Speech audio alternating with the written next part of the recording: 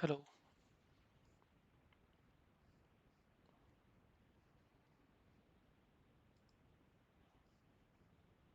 am I audible?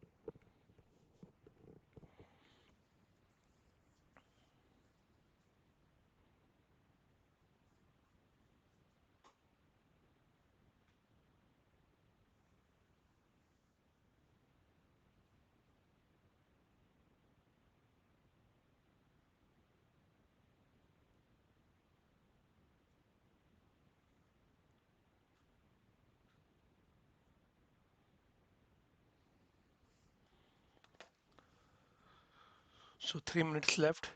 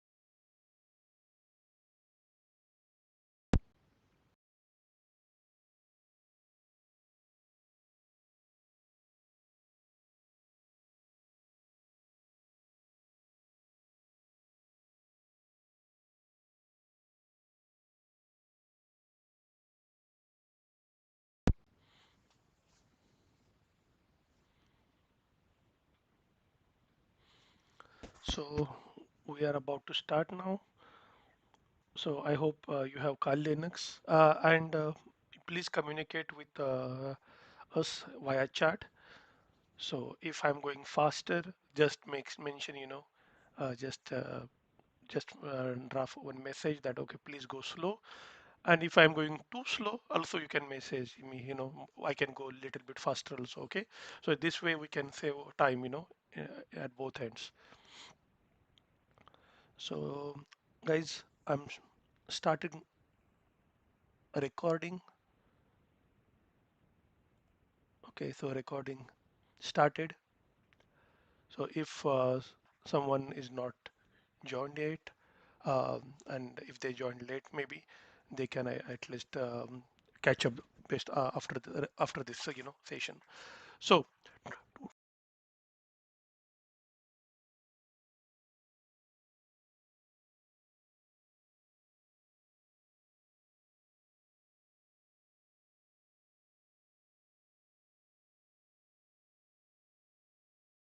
message to all on from LinkedIn, from Facebook, and what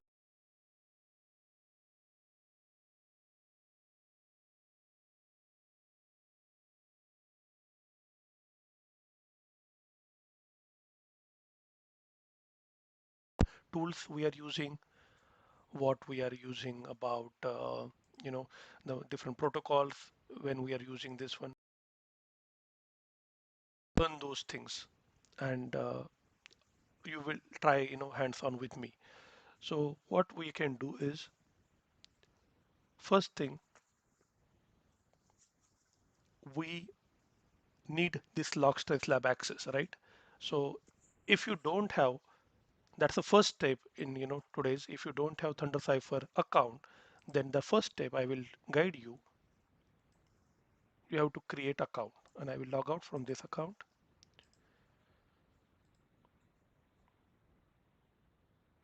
Okay, so if you don't have account on ThunderCipher, just click on sign up and create your account. Put your email address, password, confirm password, like that. That's the first step. If somebody is joining first time, then you have to create a account on ThunderCipher. It will take maximum 1 minute, guys, because it will send one email to your confirmation email, and then you have to just click on that link so your account get created. So I'm hoping you have account already on ThunderCipher platform. If you don't have, just click create it. It will not take much time. Meanwhile, I will try to log into my account of ThunderCipher, guys.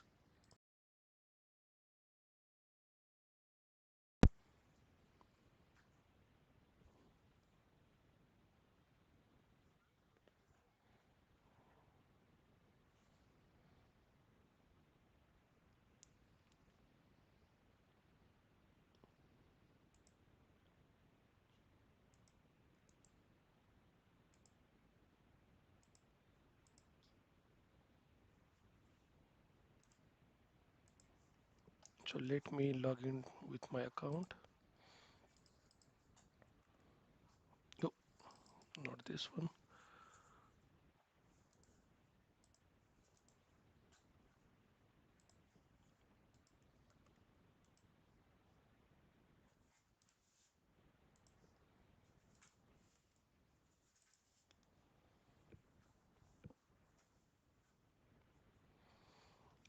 So when you log in, just search for the log stress lab. You might get in on second page.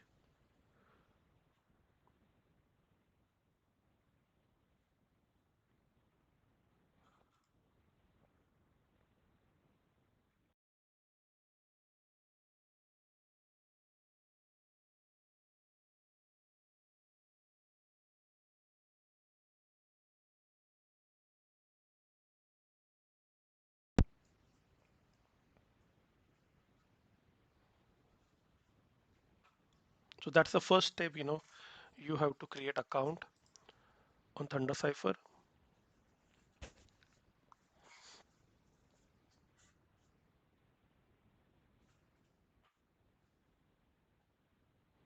This lab is, I think, I already solved, but don't worry, I will show you how to identify what is the objective of this lab and everything. So I hope you are in this lab.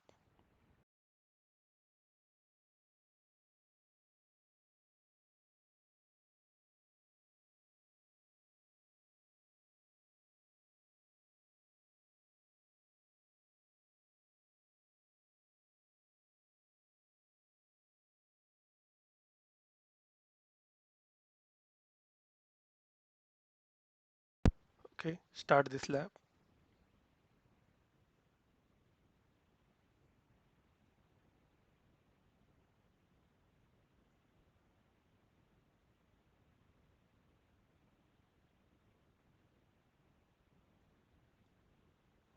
When you start lab, you will get IP address.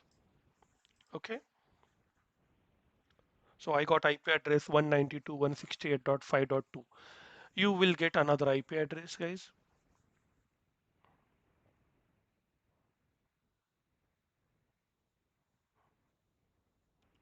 Is this speed is okay? Just type in the chat box, speed is okay. So the aim of this, today's session is we are basically, okay, so somebody's asking what is ThunderCipher?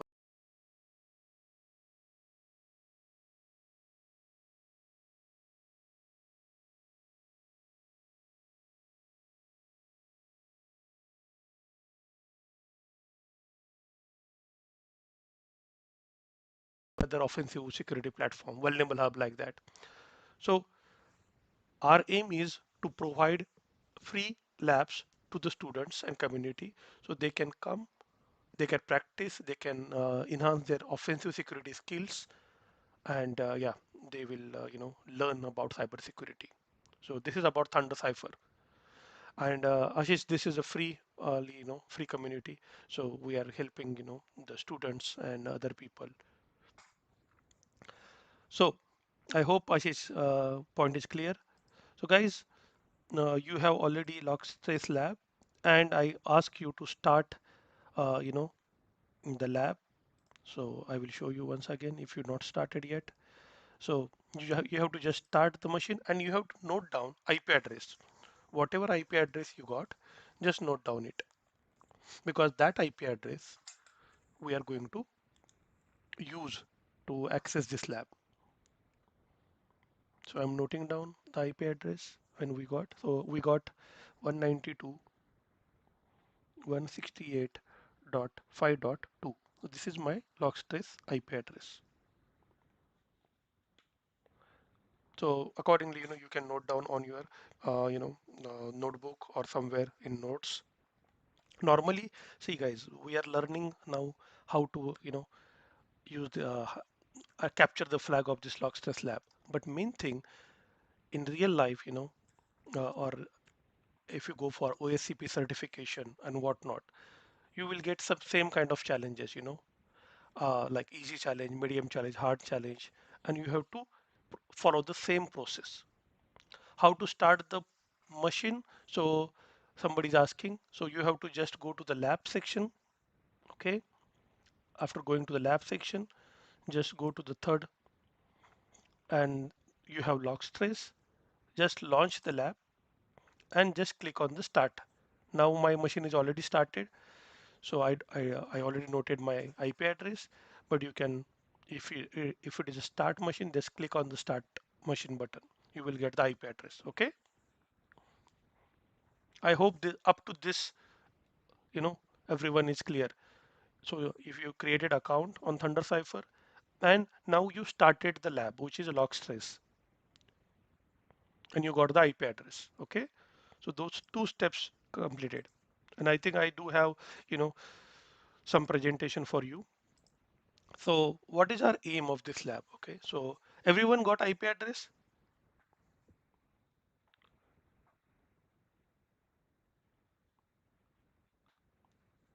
Please say yes. You got if you got the IP address, just put yes. At least I will. Okay, perfect. So people are getting IP address. Then what is our aim, guys? So our aim is to identify two flags from this lab. Okay, one is user flag, and second one is root flag.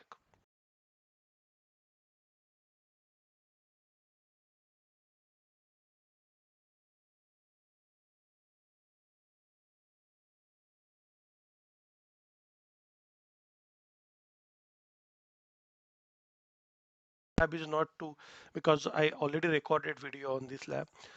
This today's live session is to practice, you know, and to practice this lab, you need to have Kali Linux.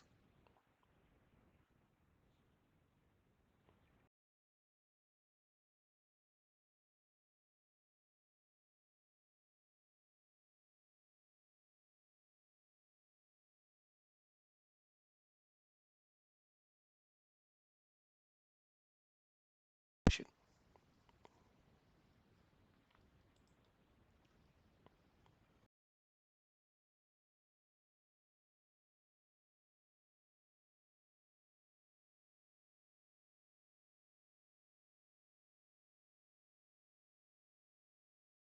Steps we followed. Maybe I will create a new slide here just to show you what we, okay, what we done until, okay. So first step, we created account on ThunderCipher. Wait, I will change the color, guys. So we created account on ThunderCipher platform. If you don't have account, okay. After created account, then we log in, and after login to the account, we went to the lab section, and after going to the lab section, we started log trace. So there is a one lab, start this machine. So we started the machine, and what we got in outcome? We got the IP address. IP address. An IP address will start with 192.168. Dot something, because these are the private IP address, not public IP address. Okay. Now, as I mentioned in the advertisement also, whenever I advertise this live session, and next session also you required that tool, and the tool we are going to utilize is Kali Linux. If you don't have, don't panic. Maybe next session you can do practice with me, but today just focus if you don't have Kali Linux, because you have to download, you have to import, whatnot. And maybe we will plan some session, if somebody don't know how to set up the Kali and everything, then maybe we can arrange a session for that separately. So I hope you have Kali Linux and everyone got IP address. Okay, so we have given ample amount of time, so let's proceed, guys. I hope you got IP address. Then if you have Kali Linux, then start the Kali Linux. I'm going very basic level, like I'm considering, all joint people are students. So sorry for, if somebody is expert, if I'm going too slow. So I'm going to now start my VirtualBox instance.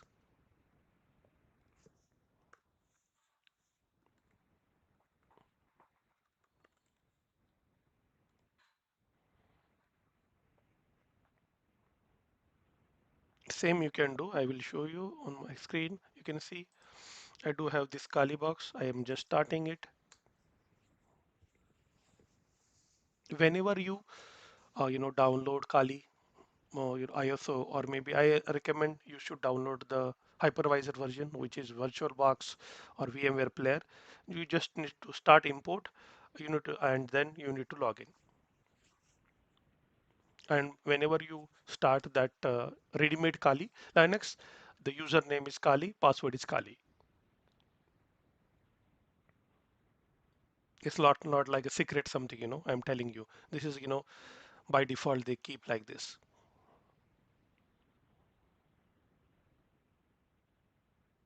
Okay, somebody is asking, sir, account is not created on ThunderCipher. No problem. Today, just focus, okay? And I will request my team, please share the link of the playlist of ThunderCipher. So next time Cyber Protector, somebody joined already, uh, they can they will create account, So please, I will request my team or Anup, please, share the playlist of the ThunderCipher from our YouTube channel. So I'm logging to the Linux, Kali Linux.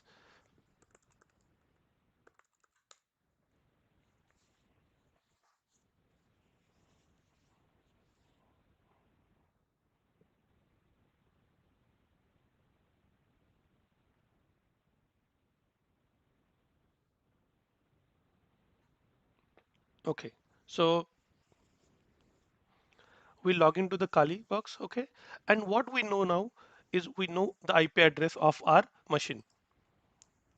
So I will open the command prompt, and you know how to ping that IP address, right? Everyone knows about it.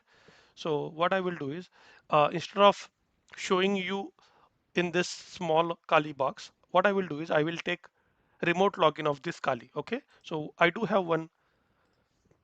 You do, like the terminal, which is maybe putty. You can use putty or mobile extern. Why I'm using this one? So I can show you in better. Okay, so I can show you in little bit good manner. So view, I'm just like zooming. You can see now, you can see better the commands. So basically you have to log in first Kali box, and this is the same thing.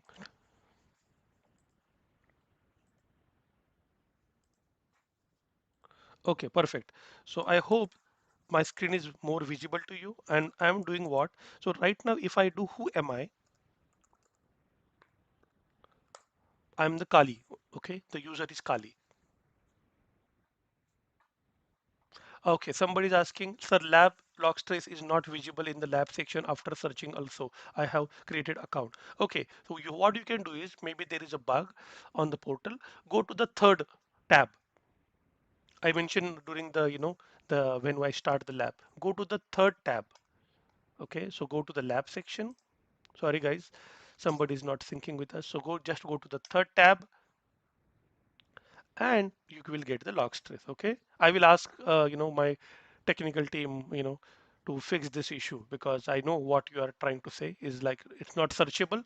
But just go to the third tab, third section. Okay, third tab, third, and then you will get log trace. Okay, just launch and then start.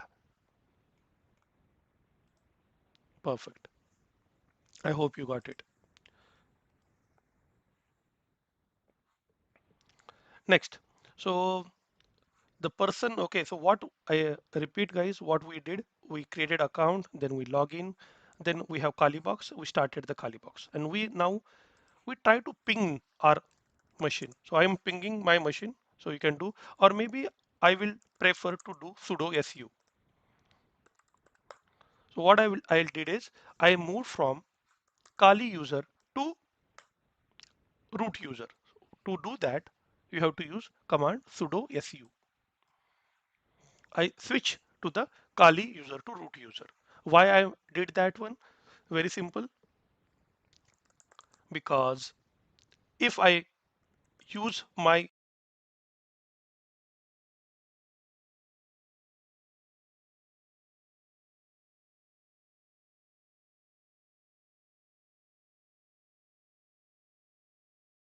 as a now switch to the Kali to root. So if I do who am I, now you can see I'm the root. Okay. You can use your normal account Kali, or you can switch to the root account. It's up to you guys. And I always recommend, whenever you have Kali, time to time you should use apt update command. So you should have to update Kali packages and everything. Okay, if you don't have, then what is the first thing? First, now we know the IP address, and I'm going to ping that IP address 192.160. You have another IP address, so ping to that IP, or if you don't have, just focus. So I do have this 192.168.5.2. So whether it's reachable, of course, it is not reachable. Why? Because this IP is a private IP, and this private IP we not able to ping, because we haven't connected to the VPN. So the next step is configure VPN and connect to ThunderCipher platform. Okay, and then after configuring VPN and connecting to the ThunderCipher platform, then we will do the ping to the RIP, whatever IP you got, and at that time you will get ping reply. Okay, so what we will now focus on is how to configure VPN. Okay, so let's focus on the how to configure VPN. So it's very simple. Just watch out how we are doing to do. Just go to the ThunderCipher. Okay, go to the settings, guys. I'm going very slow. Okay, so now we are configuring VPN. Okay, now we are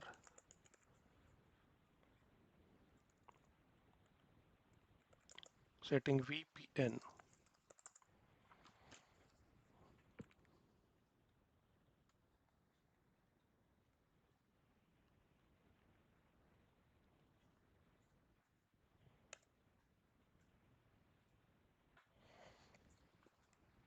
Okay, so you have to click where you have to just click generate VPN config. Okay, I will click OK, guys, in front of you now. See, and you can see at the bottom message clearly VPN generated successfully. So VPN generated successfully by clicking on this link. Second, download the VPN config. Click on the download. You can see the download file ending with OVPN. It's an open VPN, okay? Open VPN, and that's why ending with the OVPN. So open VPN. Open that file somewhere. I will open that file in Notepad++. The file look like this, okay?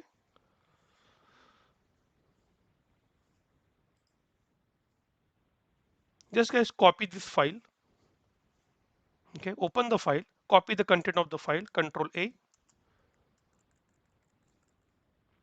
I'm not showing you the complicated way. You know, there are more ways. You can transfer this file to the Kali box using SCP, but I'm going to show you a very simple method.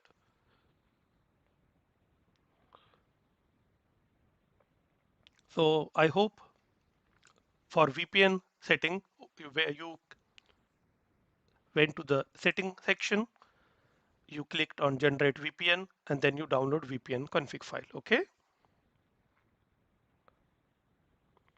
And if you're not thinking you just joined, please refer the previous videos how to do that. Okay. Now we downloaded the file already. So you can see we downloaded file ThunderCipher VPN file. I just open this file in Notepad++. I copy the content. And I go to again the terminal, and everyone knows how to create a file. So I will just create touch connect VPN dot use any name. Okay.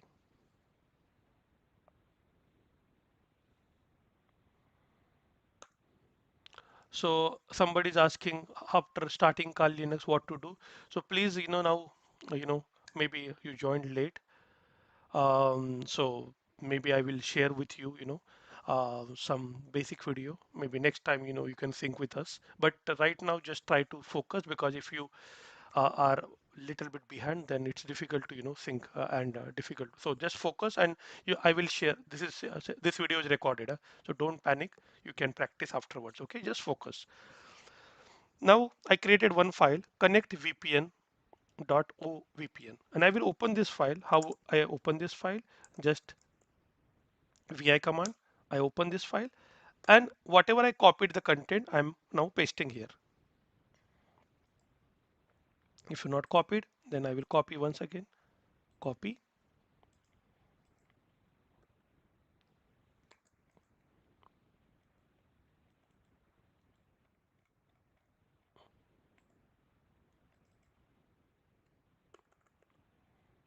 1 minute.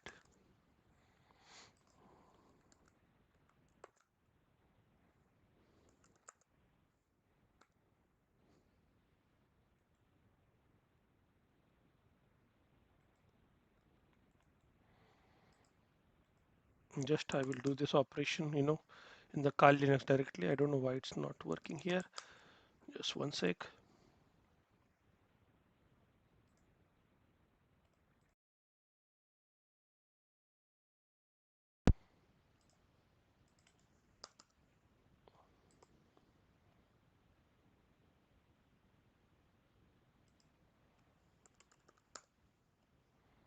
Okay, so I'm just copying and paste the contents in that file. So if I do ls, you can see here connect VPN. So I'm just open this connect VPN, paste the clipboard content.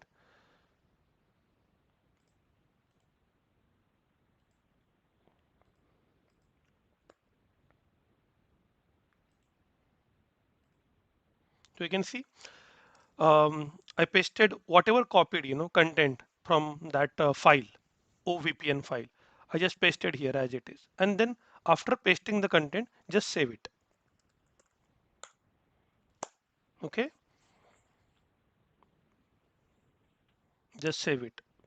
And I will show you here because here what are the content. So we copied the content in that connect VPN, and I will use less command to you can see here. So so our that config file is here. Okay, so what next step? So what we did is we downloaded a open VPN file and we paste that content, that in file. Okay, because I'm running that open VPN in the Kali box. So now next command is we have to connect to that ThunderCipher VPN. So what you can do is you can use open VPN,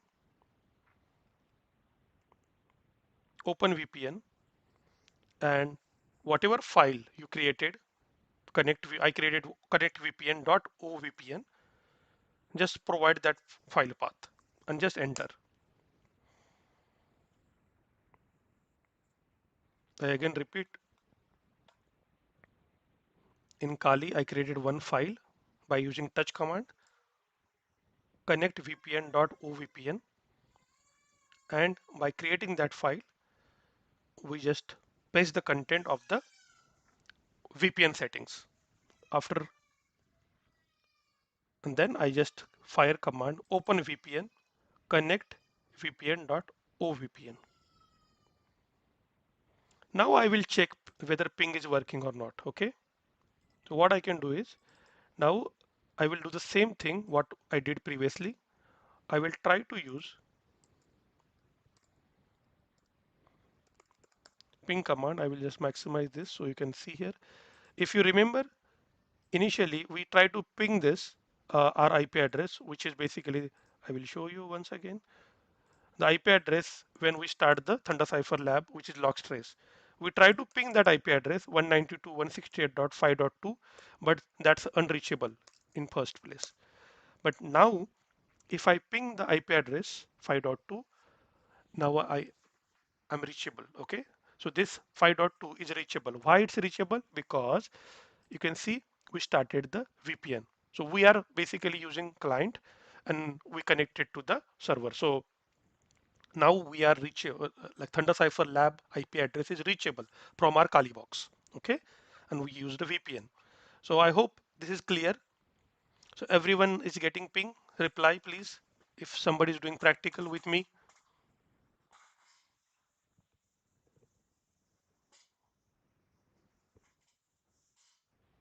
Okay, Dishanna is asking what is the need to transfer to another file or using it? Okay, because I downloaded that file which is present on my Windows system. So I need to transfer that file to the Kali box. So for that I need Dishanna WinSCP, right? To transfer that file to the Kali box. So I don't want to do that like complex process. That's why I just copy the content and I just paste in the one file. That's it. Clear?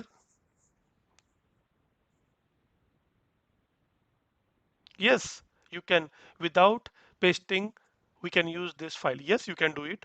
Just you can log into ThunderCipher in Kali box and you can download the config file within Kali box and you can do that. But what I did is I'm now I'm live from my Windows box, okay? And whenever I downloaded that file actually on my Windows system, and that's why I copied, okay? Okay, thanks, Nishan. I think this is clear to you. Perfect. There are multiple methods. So, guys, if you don't want to use Linux box, you can use, the other, Open VPN and just you provide this config file. But I'm showing you simplest method because in every lab, whenever I have live, I will show you in Kali Linux. So this Open VPN command you can see repeatedly, right? And that's why I'm showing you, okay? So now I will ping this IP address, guys. So you can see the IP address is reachable. So what is the next one? What we will do the next one? Because now we know the IP address. And here we are not here to capture the flag only, but here we need to understand what how we start actually doing the offensive whenever we do the capture the flag event, whenever we participate for bug bounty and whatnot. So the first step, now we know the IP address. First step we are going to do enumeration. Enumeration is what? Enumeration is basically we are probing the ports, and whenever we are probing the ports, whenever I probe, that means we are sending some packets. And whenever we send the packets, if the port is open, we are getting reply as a port is open. So nmap is doing what? Nmap is sending some dummy packets, which is probe request to the IP address, and they will gives you which ports are open, which services are running on those ports, which version of the services, what is operating system, what is the network path, whatnot. So what we are going to do is we are going to do the first step, which is enumeration, okay, using nmap. So let's do that, guys, without wasting time. So I will do that in MobiXten. So nmap hyphen a aggressive scan and 192.168.5.2. That's my IP address. You can, if you have another IP address, you can use that one.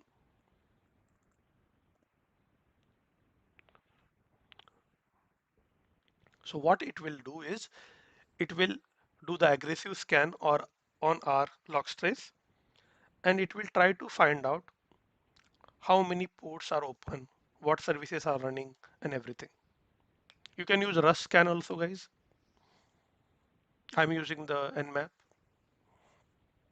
There are multiple tools available in the market for scanning the ports.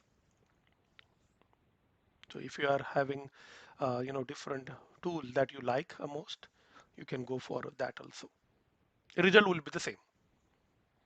They look and feel little bit different, but you will get the same kind of port open. Okay. So let's see how many ports are open, and then we will plan further the steps. So whenever you are going for any lab, if you know the IP address, the first step I always recommend do the scanning. So at least you will get to know which ports are open and if there are some services running on that. And that's why I always recommend if you don't know port numbers, please try to understand. So I will just type in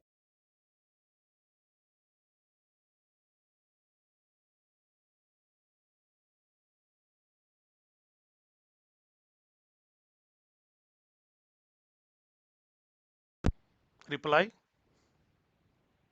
echo, okay, Then next 20 port number. 20 port number. Anyone? If you don't know, it's fine. Okay, but if you know, you can reply. 20 is used for the FTP, data transfer, upload, download, like that. And 21 is basically used for the connection purpose. So 21 is the port used for the FTP connection. Then 22, guys, used for secure cell. Secure cell. So secure cell is SSH. Then 23, anyone? 23 used for the telnet.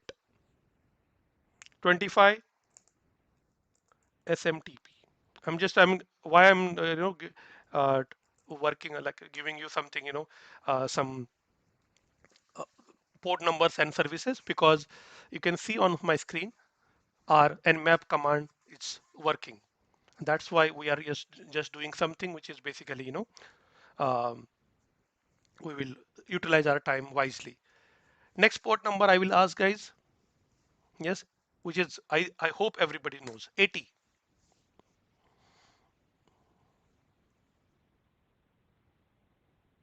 There are so many, you can google it, but I my understanding is, if you are student, or you are learning, at least few port number at least you should know, which is basically a basics one. So HTTP, hypertext transfer protocol, guys. Perfect. 53 DNS. Then DSCP. Okay, now a reverse DSCP 67 68, I hope, because I recall well. Then HTTPS port number 443. I'm just giving you reverse order, man. Okay, POP3 110. Then IMAP 143. So you should know this protocol. Okay, I'm not giving you what I know, but you should know. HTTP used for the web application. DNS used for the DNS resolution. Okay, then DSCP used for the getting the IP address from the DSCP server. HTTPS used for the secure communication on SSL. POP3 is used for the sending, like SMTP. SMTP we're using for the sending mail. 25 port number. IMAP is used for the retrieve the mails from the mail server, which is IMAP, internet message, I think, access protocol. So IMAP. So I hope I'm just giving you idea why, because 445, which is a very famous port for Samba SMB service. Okay, and whatnot. You have 993 for POPs 3, then 995 for IMAPs, and there are so many. 3306, which is the famous service for MySQL, then my MongoDB, and so many. So guys, based on, because whenever you got the service, every service running on some port number. It might be standard port number, or it might be customized one. But try to remember, these are the well-known ports. And if you remember how many ports in our system is 0 to 65,535 port number. Okay. Maybe I will give you maybe next time. So 0 to 1023 well-known ports, 10242, there is a range all called as a, I think, register port numbers, and then remaining port numbers are the ephemeral or dynamic port numbers. So ports, these 0 to 65,535 divided into three parts: well-known ports, register ports, and dynamic or ephemeral ports. Okay, and that's why um, you should know this. So MySQL having 3306, which is register port number.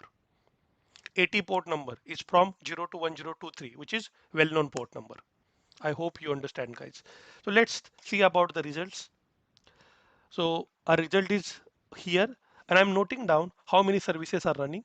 22, that's the first port I'm noting down in my notes. 22, which is SSH. Another service is running is 23, telnet.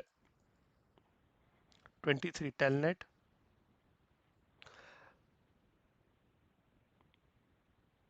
and 80, which is HTTP. So there is some web server is running. Okay, and also I recommend always you should read about the which particular version of service, open SSH 9.6. Okay, and why we have to read this version? Because sometimes we will get some hints. This version is vulnerable. We have some exploit available on internet, and we can use that exploit to hack this system. Now I will read about 23. 23 is showing some PAM telnet server is running. So let's see what is a PAM or something, but there is a PAM server. Okay, telnet server is running. Authentication failed. I don't know. So let's see. Then 80. Welcome to Nginx. Okay, there is some server is running. So what is the next type? Because now we know after nmap command, we got three ports open. Okay, then what would be the next type? And I think I recorded in my PPT. So we got these three ports. Okay, this session is not to show you how to hack. This session is to and gives you the mindset how we are thinking. Okay, and that's why I created some slides and I recorded this video also. But this time you can do practical with me.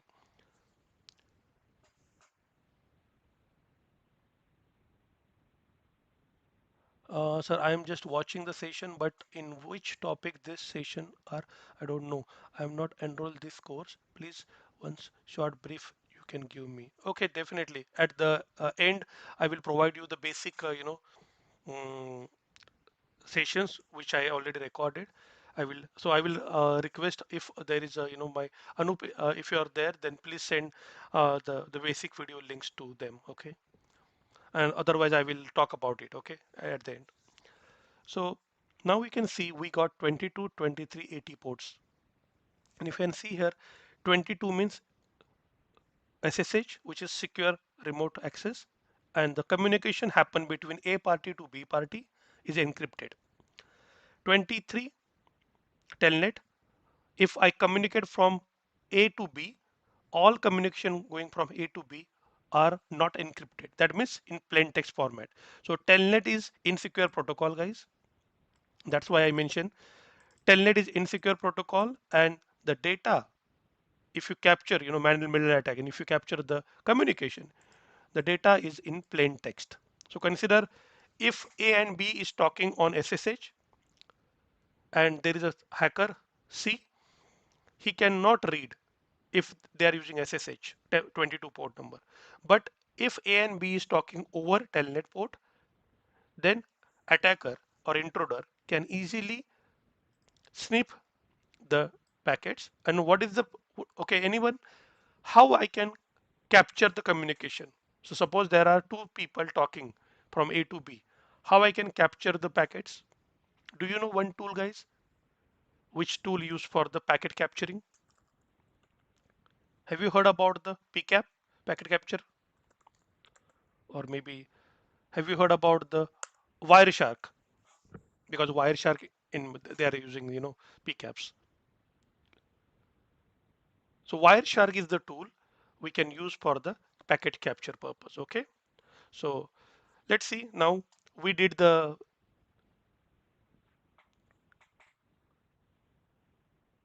recurrence, which is the, now we talk about this. I will maybe share with you PPT, if you want. Then directory enumeration. Now the next step is we want to perform directory enumeration. And how we are going to do is we are going to use dir search command, and we are going to provide IP address of our system. Okay, so let's do that. Dir search -u 5.2.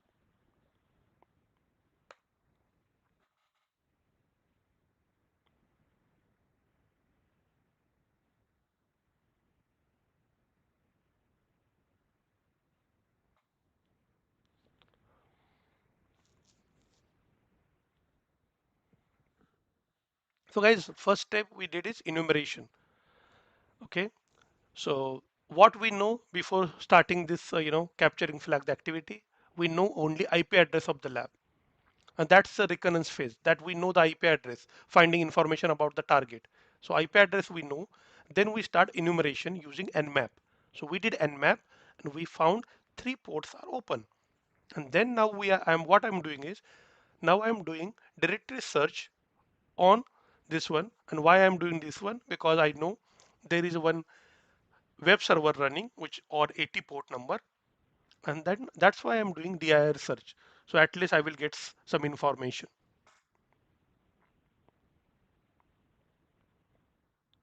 If we don't found anything 80, then we will go for another port, 23. Let's think about it. But this is the methodology, we have to, do.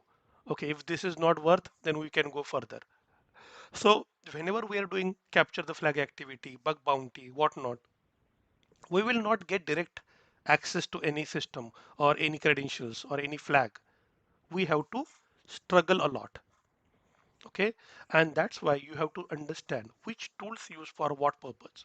What are the different tools used for the directory traversal, directory search? What are the different tools used for the privilege escalation?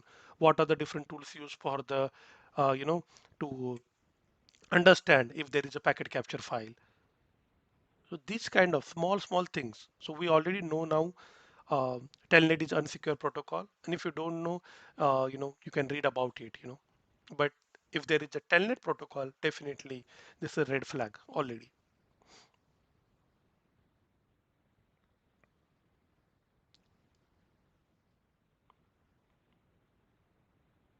You can on my screen you can see.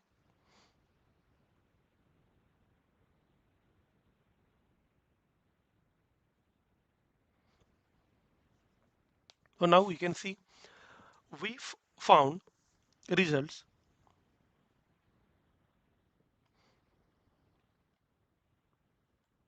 output file, this one. So I will just open this file. What actually, just I will cat this command. Okay, cat and this file. So you can see when I did the cat of this output file, cat is where you know want to see the content, and then after doing the cat, we found there is one file http and IP address log.html. So I want to understand what that log.html is.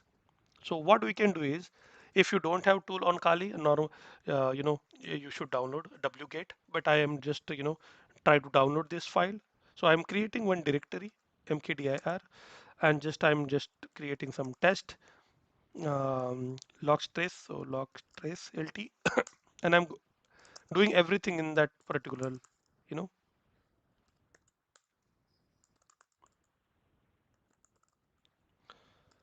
And why I'm doing that one? Because whenever I download anything, I will download in that one. So I will do the again cat. So we did this cat. Okay. So after cat, we found this one, right? So I'm downloading using wget and this file. So see wget, if you don't have, you have to install apt install wget, and wget is used to download.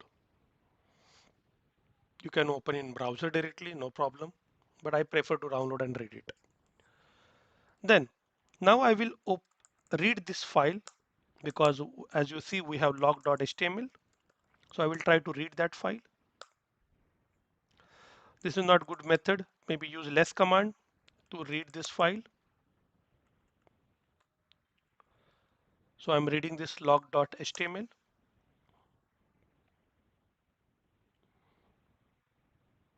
Just try to overlook the file first time.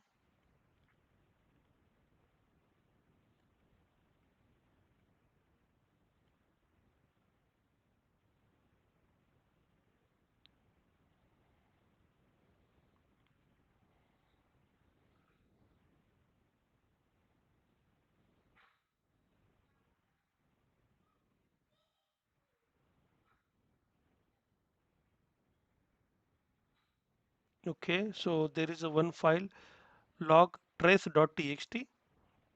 Let me check if we able to download this file, guys. log trace.txt. Let me download this file. I will use the same logstrace.txt. What's the message? Connecting to this one, okay. Request. So logstrace.txt, the file is mentioned, but that file is not present, okay. So this is there, this is a misleading, okay. Just to just distract. So I try to download logstrace.txt, but file is not present. Then we found another file. You can see, read here, logme.pcap ng file, okay. So let me try if we can able to download this file, guys. Logme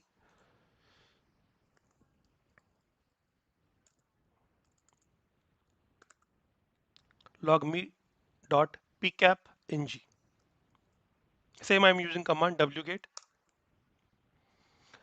So that's the second try. First time we tried logstrace.txt, which is not present, but then I found another file name which is logme.pcap file.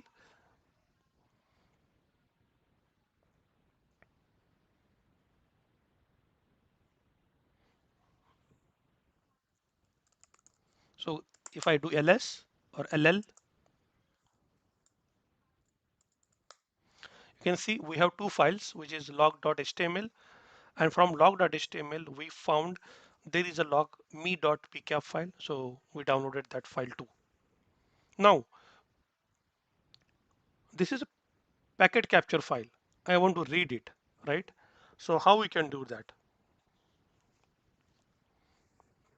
Okay, so feature of wget. So if you Google it also, you will get, but wget is basically, I'm basically trying to download from the web.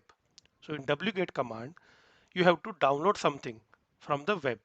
Okay, so from, from the web server. So I'm just providing wget and whatever path.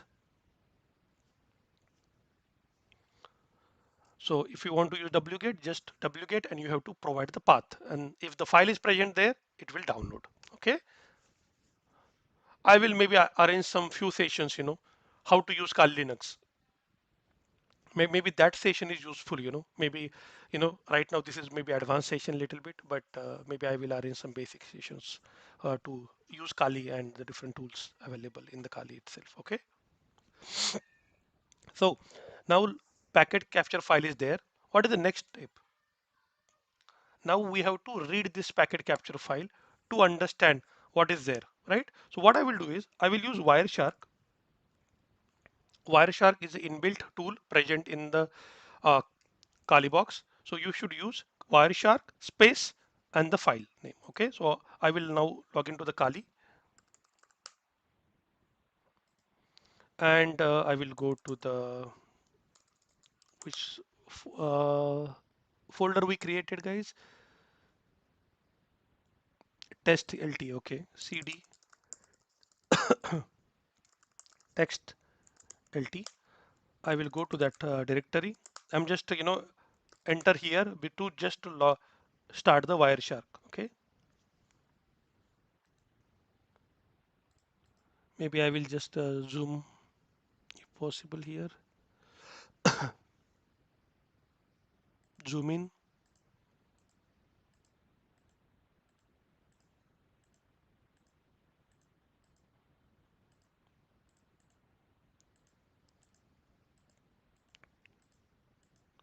I hope this is visible. So what I did is I came to this directory where I downloaded uh, packet capture file, and then now I'm using Wireshark and just logme.pcap. Guys, if no somebody don't know about Wireshark, Wireshark is the tool used for packet capturing and packet analysis. Suppose you are working in the lab and you want to capture the packets running in the lab. You can install Wireshark, and Wireshark has one special mode which called as the terminology called as promiscuous mode. And that promiscuous mode means, normally what is Ethernet mode? Ethernet card. So normally your Ethernet card is basically capturing the packets which basically sent by other user for you only. That's a normal mode of your Ethernet card. So consider there are A, B, C, D, four people sitting in the lab, and A is sending message to D. Okay, so A will send packet to D that will receive by D only. Other Ethernet card will reject. Why? Because it's dedicated package for the D person. In promiscuous mode is what happening is whatever communication takes place around me, it's passing through the cable, capture everything. That's a promiscuous mode. I hope you understand, what. So, if you don't know about Wireshark. So I will use Wireshark command, space the pickup. I will enter, guys.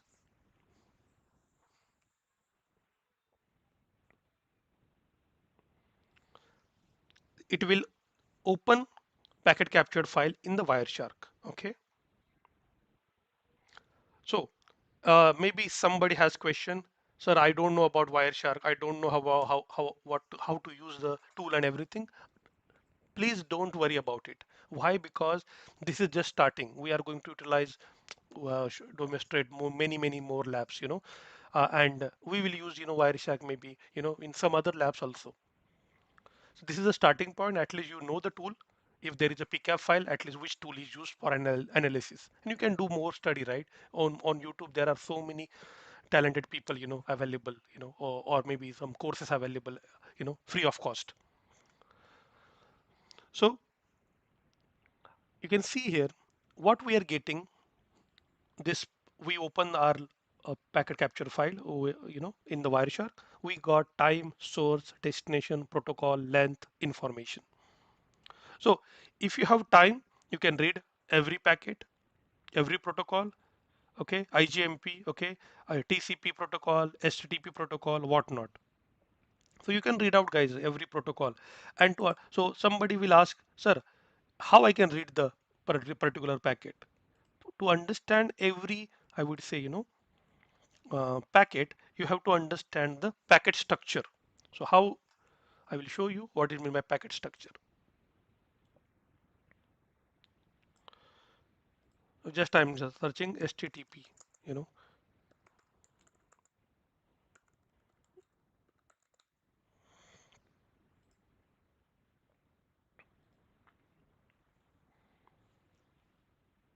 See HTTP packet. So every protocol has some structure.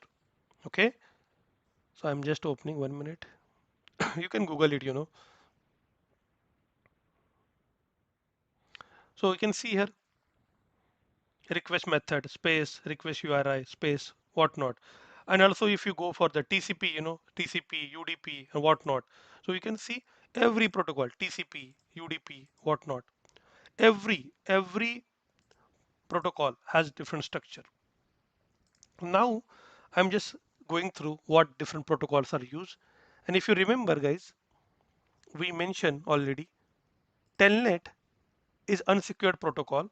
And when we did, if you remember, when we did nmap scanning in the first place, what we found is basically there is some server is running on telnet, right? So what I'm going to do is I'm going to read telnet first because it's an unsecured communication plain text format. So that's why I will right click and I will focus on only on telnet. So what I did is right click on telnet, apply as filter, selected. So what I did is I try, you can focus on multiple TCP, HTTP, whatnot. Okay. You have to understand the packet structure, how the protocol look like, everything, right? And if you don't know, just try to use Google on which byte we are getting source port, we are getting destination port, whatnot. And if you know this one, you try to open this and you try to read about it. Okay. So what I'm doing is now I focused on telnet and I'm going to go through the each and every packet. So let's go to the packet, guys, and read about the data. Okay. So you can see here at the end, I can see the telnet data. I'm just, you can see first I got welcome to Python PAM server. PAM is, I think, they created PAM, which is a, identity server, privilege access management server. PAM is privilege access management server. They deployed on telnet. I don't know why, but yeah, it's a vulnerable by design. So username, okay. What is the username? I'm writing here, guys. What is the username we got? Dev underscore Alex.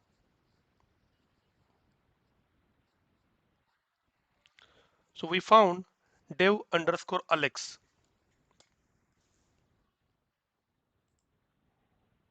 Dev underscore Alex is the username. Okay. Now next I will go D. Okay.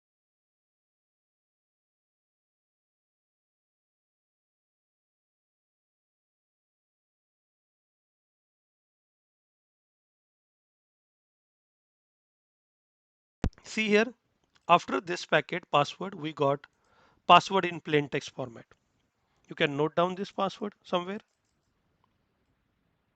because even if you are having different IP, you will get the same password. So I'm noting somewhere or copy.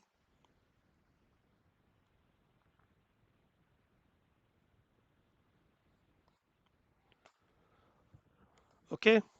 So let's try this one, and if this is not working, we will proceed further. So what I'm going to do is I'm going to open another terminal. Again, I will zoom in.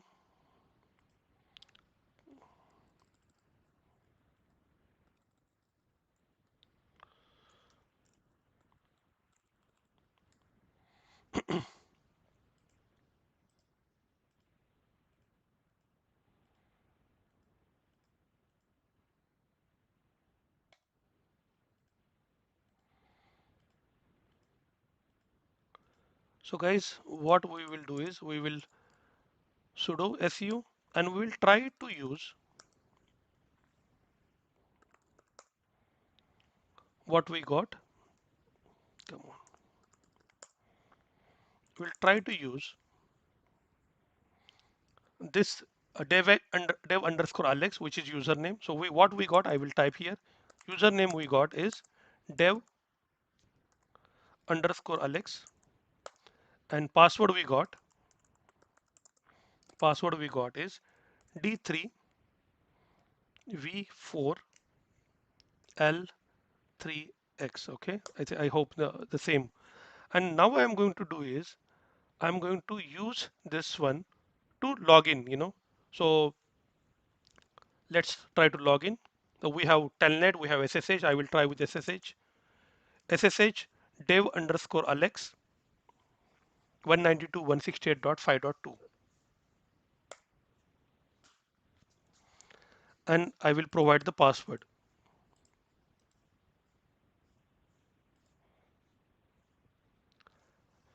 Enter.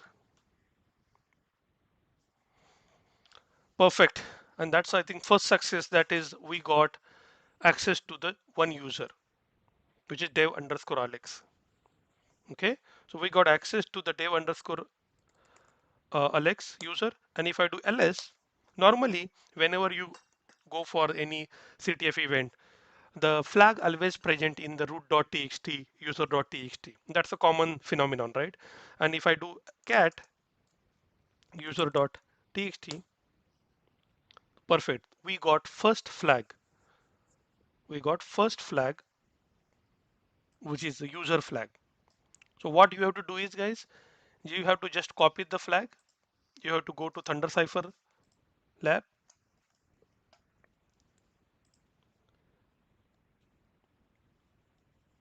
1 minute, I will log into another account because I think this account I already used. Mm,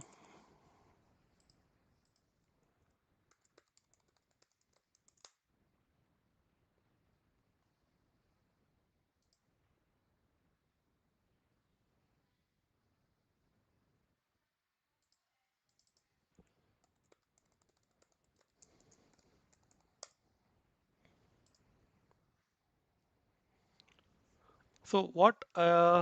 Okay, sorry, I'm using my another screen. Might be 1 minute. So what I'm doing is uh, I went to the log stress lab.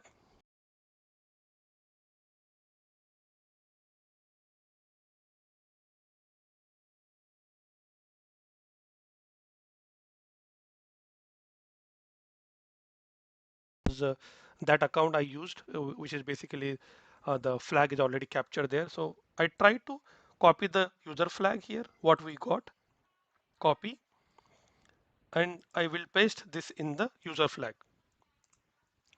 And when you submit, let's see if the flag is correct. And that's the first success we got is we got first user flag. I hope if somebody is doing with me, you got the same stuff. Okay, you got user flag, you got the first flag, which is user flag or user credentials, like credentials, and then when you log in with that credentials like dev underscore alex, you got the user flag in that account. What next? Before proceeding for the next flag, which is root flag, I want to give you some background. So guys, how we started, recall, what we did up until this moment. We started with the recon phase. Initially, we know only IP address, right? And when we know IP address, always we start with the enumeration. So we did the enumeration and we found how many ports open? We found three ports open, which is telnet, SSH, and HTTP, which is 80 port number. And then what we tried is we tried to directory enumeration, which is we just tried using command. Which command, if you recall the command we use, anyone? Maybe dir search. Okay, so dir search we used, and that dir search, by using that one, we did the directory enumeration and we found the log.html, and then log.html we found logme.pcap file. We downloaded that file and we did the analysis using Wireshark. So if you go after, if you after end of this session, if you say what do you learn, so you have to understand, you learn about process. I did, if I know the IP, I will start the enumeration first to understand how many ports are open. That's the first step always. Next, if there is a 80 port number, I will do the directory enumeration. I will check how many files are, if there are some files available, I will try to download those files to go further. Then we learn today Wireshark, which is packet inspector, packet inception, packet inspect, packet capturing tool. So Wireshark used for the packet capturing as well as packet analysis. Then, come on. After doing the analysis, we focused on the telnet. And why telnet? Because telnet is the protocol which gives you plain text communication. Plain text communication. That's why we focus on the telnet. And we found username, which is dev underscore alex. Okay, and that's the initial flag, guys, we found. An initial flag where we found, normally I mentioned you, always user flag present in user.txt and root flag present in root.txt. That's a common, the terminologies people used. Okay, and when we open that, we capture copy that flag and we try to paste whether we are correct or wrong. And when we paste and try to identify, we got the user flag. Now next, we want to go for the identification of the root flag. Okay, so guys, how we will get the root flag? Anyone? Any guesses? Who am I now? Sorry, who am I? Who am I gives you logged in with which account. So now I logged in with dev underscore alex. What I'm having here, I have user.txt, which is basically first flag. What else we are having? env. Okay, let me check what is env.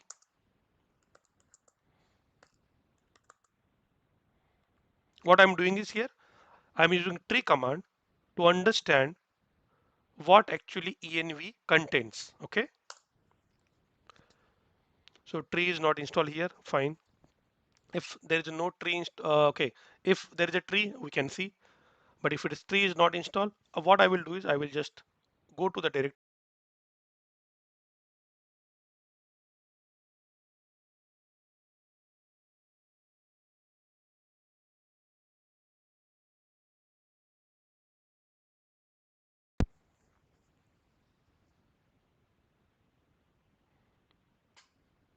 So somebody is asking, I want to ask something. If I have log file, how to analyze that file using?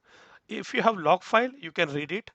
But I'm talking about if you have packet capture file. Wireshark is used for the network traffic. So Wireshark is basically software used to capture the packets, not log. So Wireshark, just remember, there is a difference between log. 1 minute. I will try to clarify, guys. Log file versus packet. It's a different. Log file is basically it's a log. Consider you are doing copy paste. You are doing account created, account deleted, account modified, group added, group deleted. Those events present in the log file. Okay, that's the log file. Packet is a different one. Packet is basically communication. Whenever you are communicating, which is basically going through the OSI model, which is TCP/IP stack, right? And that's a packet. Okay, and the packet capture file, you always go through the Wireshark. So guys, please focus on the now the again practical. Let's see. 1 minute. Sorry, I typed a clear command in the chat box. Sorry. So let's now focus on what is there. Okay, I will go back a little bit. And you are not familiar with some environment or some terminology, some command, it's okay. You can note down, you can ask questions. I'm right now doing practical, I'm looking at the screen. But yeah, if I miss something, definitely we will connect afterwards for the when maybe Q&A. Say at the end I will stop recording and I will wait. But you can see here there is a env and user.txt. So if I went to the env, I got some structure which is familiar to me already. Why? Because I'm familiar with some Python customized environments, and it looks like it looks like there is a Python environment. You can see here. And if you know, guys, what is mean by Python virtual environment is, I will try to give you some idea. And if you have questions or maybe further comments, maybe you can Google it afterwards. What I'm telling you, which is correct or wrong afterwards. Okay. So in Python, there is one command Python. Just I will use Python 3 hyphen m. I'm just giving you command. Okay. Don't execute it. And just example test. So don't enter the command, okay? But just try to understand what this command is doing. What this command is doing is, this command is basically creating virtual environment called as a test, named as a test, okay? So whenever I execute this command, Python 3 hyphen m virtual environment test, it will create a virtualized environment named as a test. The same thing they did, and they created the box is created env environment, and that's the env. You can see here env. I know this pattern because um, I know how to create a virtual environment. And maybe some question, guys, you have, why we created virtual environment? Because we don't want to conflict with the system packages.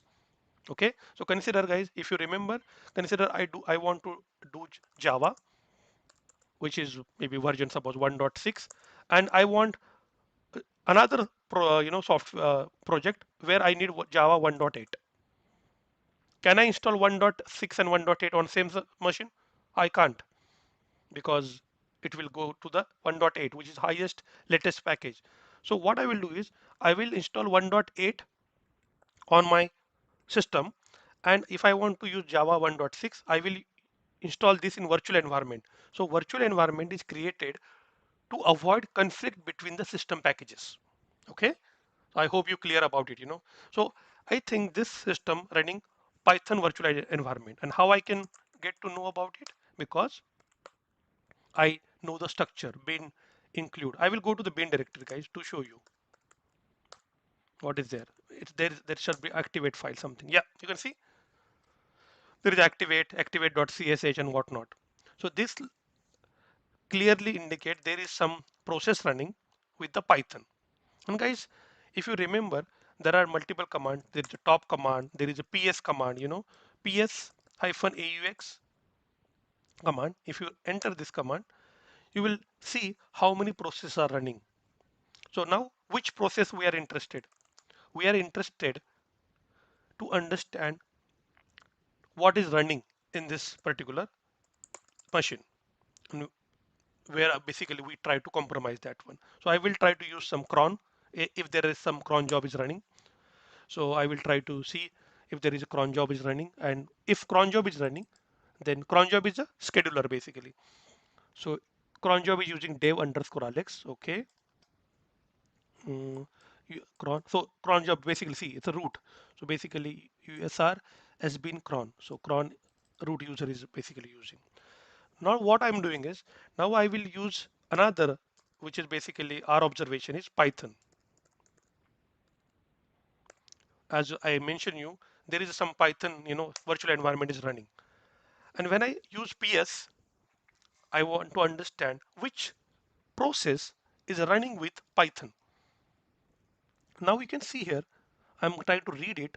Home dev underscore alex env bin python opt server.py. It's a clearly indication that under dev underscore alex, there is a virtual environment, and there is a one file opt server.py running. But you can see here, this is, I would say, root. So if this is happening, running under dev underscore alex, and you can see owner is root. So there is a chances of elevated the privileges to the root. This is called as a privilege escalation. I don't know how we are going to escalate to the root, but let's see what actually this opt server.py is doing. I don't know what is doing. Let's open less opt server.py. I'm trying to read what actually it's doing. Thank you so much for joining, people. Okay, cron. Okay, thanks Anu for responding. So as you see here, I open that file which is opt python dot opt server dot py, and this file I'm trying to read what. So they are mentioning here simple telnet like server that authenticates via PAM. I mentioned already, guys. PAM is a privilege access management server, and I feel this is basically file which running like a PAM solution. Okay, let's see. I will read this for you guys step by step.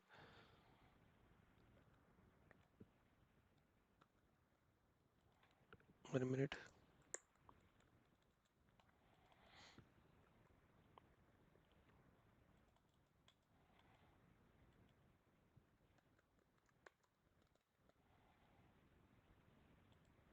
One minute.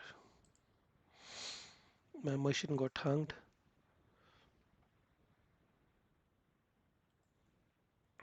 I will close Wireshark.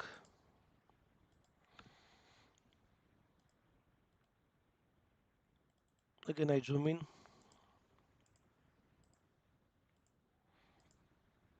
Guys, whenever you are doing practical, always please check that where VPN is running. Okay, because sometimes what happen if you are inactive, your maybe machine got automatically decommissioned. So always I recommend, whenever you are doing practical, always try to check the IP is reachable. I will do the same. 192.168.5.2, that's my IP, whether it's reachable or not. And you can see here its host is unreachable. So what I will do is simple. I will do some I will go to the first tab where, and I will try to connect to that VPN. So if you remember, we created a VPN file. Which VPN file we created? Come on.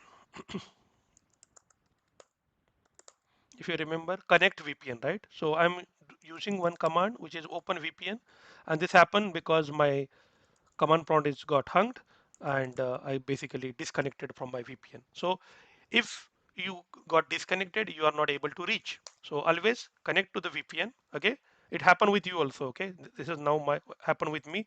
That means it happened with you also. And then again I'm pinging.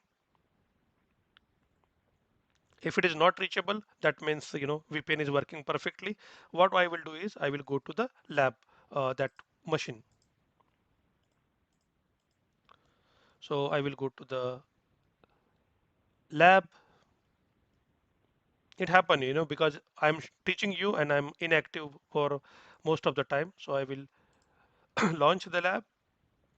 See, my lab is automatically decommissioned, and this is not like bug in our platform. This is our feature, because we don't want to people start the machine and they will leave as it is. So I want to start once again, guys.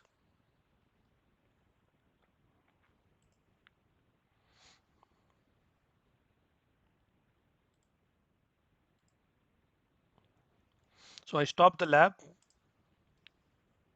So you can stop from the settings also. Okay, so whenever you are having some running labs, you can go to the settings, and here you will get information about the running labs. Okay, I will show you 1 minute. I will go to third tab, log trace. I will launch. I will start the machine creation started. We will get IP address after machine created.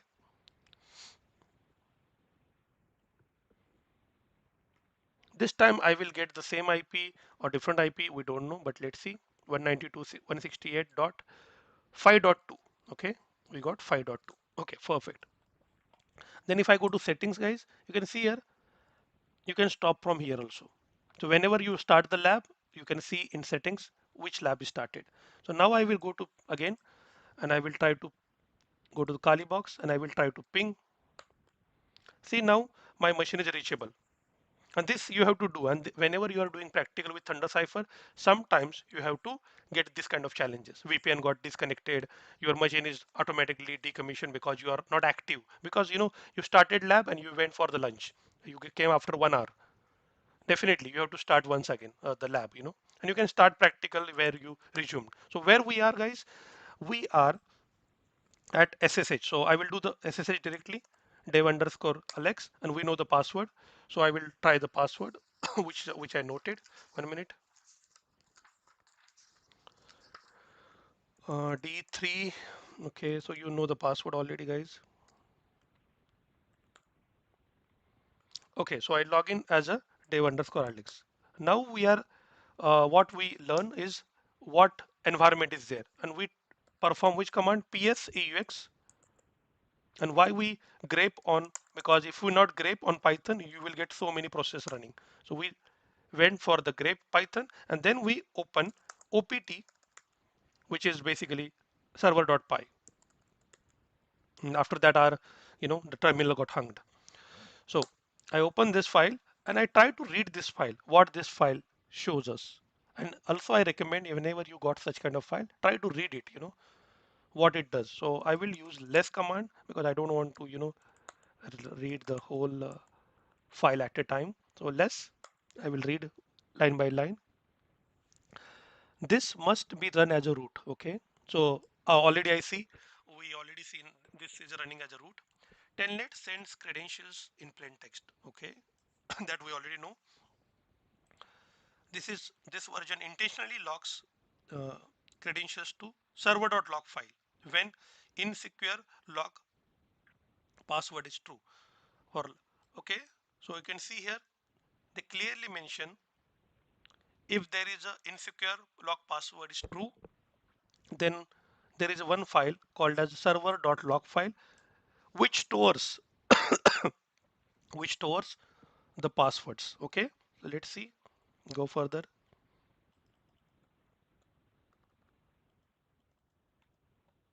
1 minute, I again. Mhm.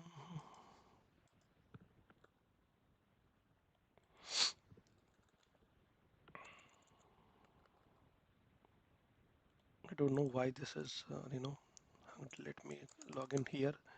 SSH, okay. Mhm.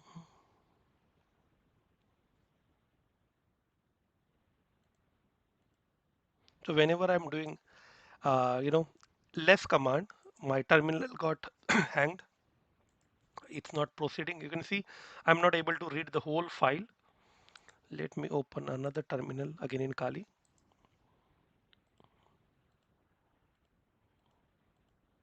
Same people, same can be happen with you sometimes, I don't know why it's happening, but I will do once again. And at this time I will not use less command. I don't know why it's the hang. So I will try to use this one, SSH.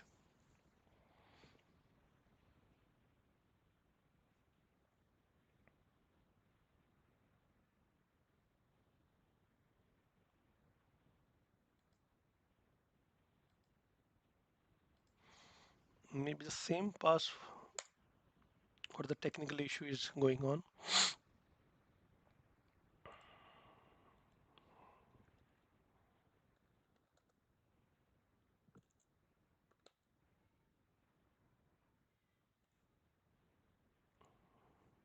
It shows me machine is unreachable. So let me see the lab.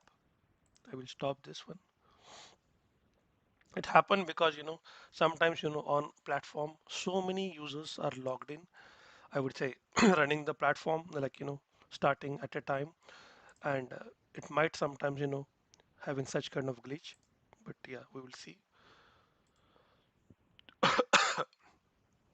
So we are one step away from the root flag, but we have to read a opt.server.py file to understand further. Okay, let me ping again.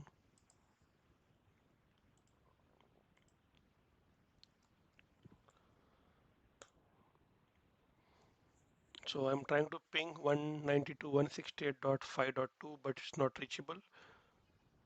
So something is problematic because if we are not reachable, uh, we can't. I would say proceed further. So, but maybe I will talk with my team afterwards why this is happening. So the the hint for this one, root flag is you have to read this opt server.py file. And if you read this opt server.py file, you will get to know about there are credentials stored under server.log file. And you have to open that server.log file. Okay. And that server.log file is basically will give you more idea. So let me try last time, and then maybe if not working, then maybe we will stop, and this is homework for you, and I will give you solution, not only I would say obstacle. I will give you solution if we not proceed with this the lab, because I already have this lab solution recorded. So now see guys, again we are reachable to this lab. So let's find.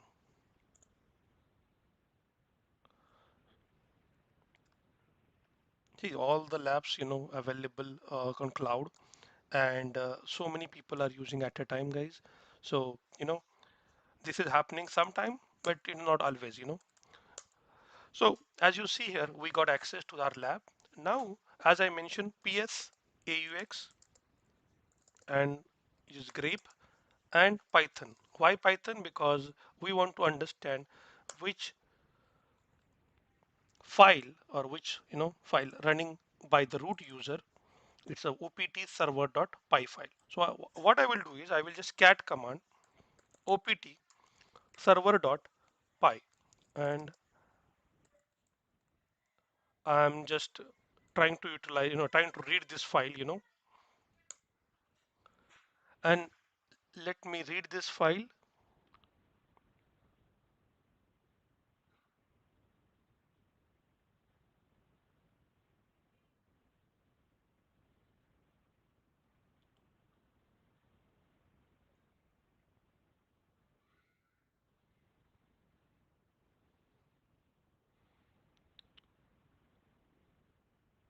Guys, can you see here? If you can read here, and there is a one statement also, I think we already read. This version intentionally logs credentials to the server.log file. Insecure log underscore password is true.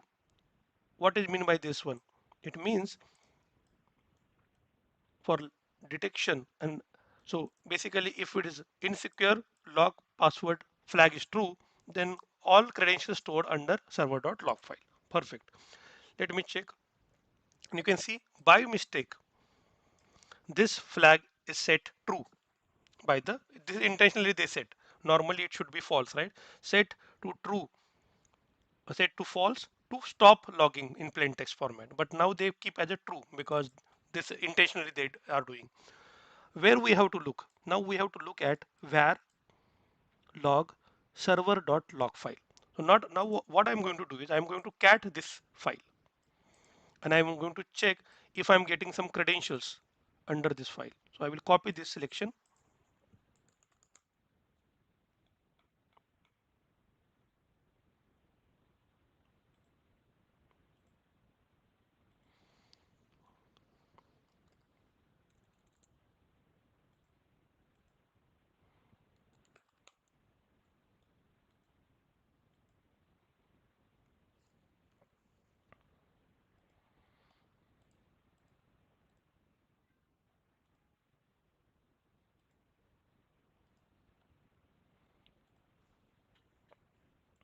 So let me check. Okay, our VPN is running perfectly.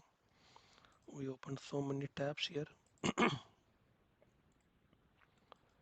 So cat, again it's hanged. I don't know why,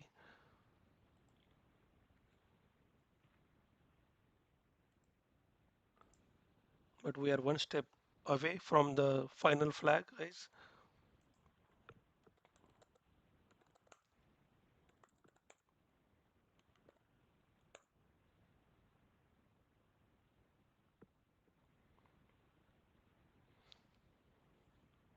So something is problematic to connect to this machine again.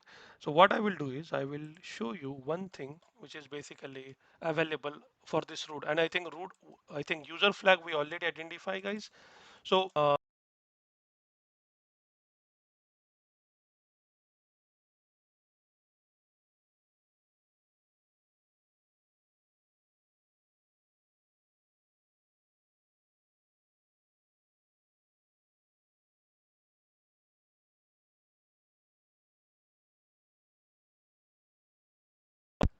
there is a separate playlist created for ThunderCipher. And if you go to this playlist, you can see here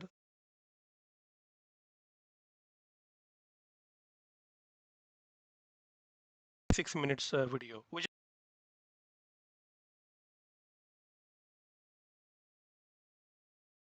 paste this link in the chat box, and you can follow that one video to capture the root flag.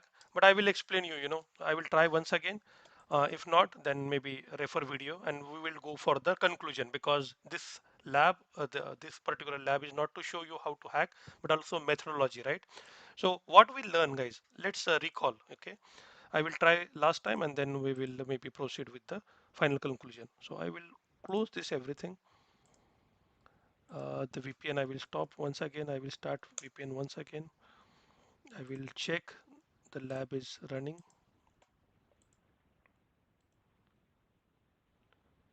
Lab is running. I will stop once again. 1 minute. I don't know what's happening, but yeah, this is normally new to me also.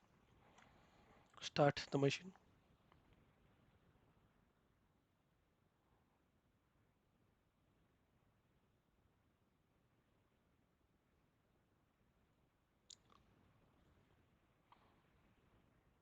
But I think this is a good one. Whenever I am doing live, that means you can see the what kind of problems occurred, during that particular thing. So I started the VPN and I will try to ping that IP address first, which is our 5.2. We got 5.2, correct? 192.168.5.2. Yeah, that's the correct one. not reachable. Still, I will do one thing again, start VPN.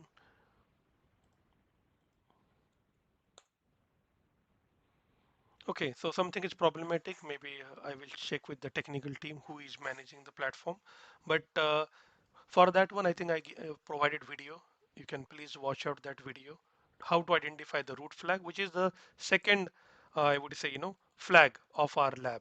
So, and why that flag is important, because whenever you solve, get that root flag, whenever you got the root credentials, you will log in as a root, that is privilege escalation, and then you can put the flag over here and then submit. I will show you one account where I already captured the flag for both, and basically what to do next. Okay, so let me show you that. Mm, 1 minute. I will log out and I will log in to the another account. Just one sec, I will capture the password from password vault.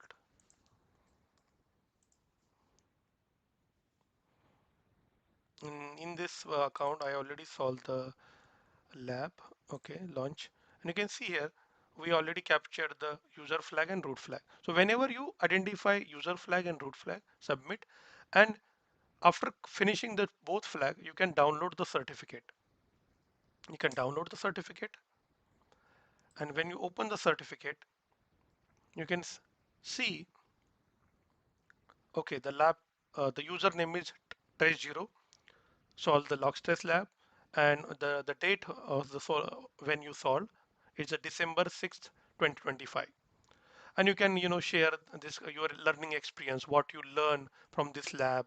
You can show to the community that you learn from this lab, like you learn Wireshark, privilege escalation, enumeration, whatnot. So that's, I would say, you can share your the swag, and also you can show that what you learn from this lab. So, but apart from this, what is a lesson learned from this session? We learn about few things. We learn about telnet protocol, SSH protocol, HTTP. We learn about the Wireshark, initial access. Then we did the privilege escalation. That's the assignment for you guys, I would say. I haven't demonstrated, but this is a homework for you. Homework.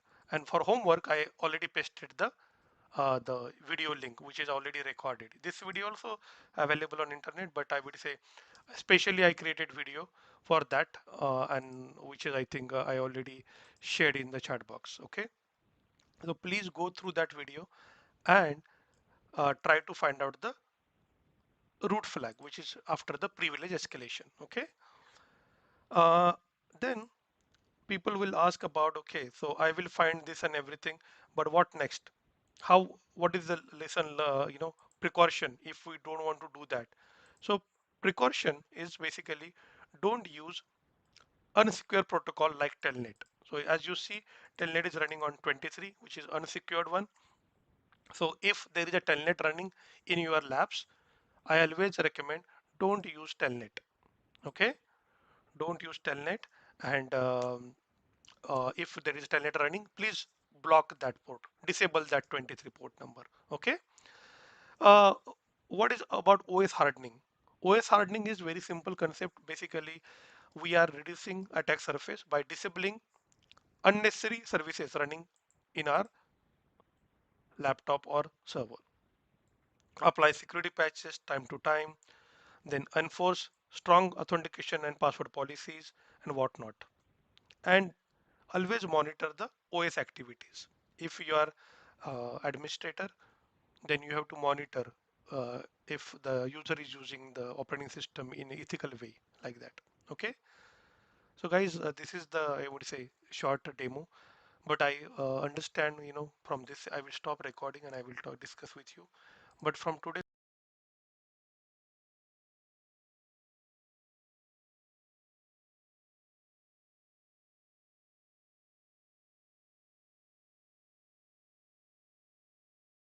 document, you have to, you have to practice more with the Kali Linux, because whenever I come live, I will try to perform practical, and you can note take down notes, and then you can perform later. Recording is available, so you can practice afterwards. Any questions, guys? I stopped recording already. If any questions, please put in the into the chat box. Otherwise, we will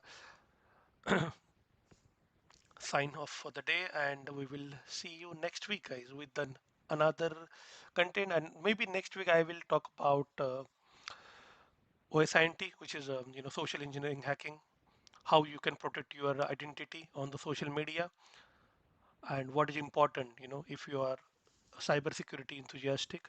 So what you have to take precaution, and also you can aware other people who don't know cybersecurity in detail, like your father, your mother, your auntie, uncle. You have to teach them also basic awareness, and that's my next session, next week, which is I will show you some tools how you can identify your identity is revealed on the internet, if your account got hacked, or if somebody is threatening you on the internet, like that. Then I will show you how to investigate, in basic, using Google. Okay, guys. So I think this is great. I think talking with you, indirectly using chat box. Thank you, ThunderCipher team, to help us during the session to reply to the I think audience. So guys, see you next week. I'm Mahesh Pavaskar, one of the ThunderCipher contributor, signing off for the day. Thank you. Bye.